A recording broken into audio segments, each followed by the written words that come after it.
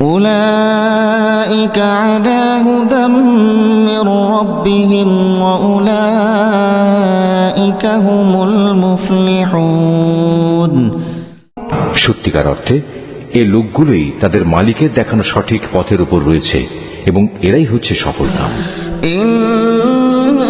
الذين كفروا سواء عليهم أنذرتهم أم لم تنذرهم لا يؤمنون। যারা এই বিষয়গুলো অস্বীকার করে তাদের তুমি পরকালের কথা বলে সাবধান করো আর না করো, কার্যত উভয়টাই তাদের জন্য সমান কথা, এরা কখনো ঈমান আনবে না। ختم الله على قلوبهم وعلى سمعهم وعلى أبصارهم غشاوة ولهم عذاب عظيم। ক্রমাগত কুফরি করার কারণে আল্লাহ তাআলা তাদের মন, মগজ ও শ্রবণ শক্তির উপর মোহর মেরে দিয়েছেন। এদের দৃষ্টিশক্তির উপরও এক ধরনের আবরণ পড়ে আছে।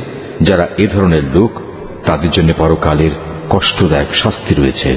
وَمِنَ النَّاسِ مَن يَقُولُ آمَنَّا بِاللَّهِ وَبِالْيَوْمِ الْآخِرِ وَمَا هُم بِمُؤْمِنِينَ।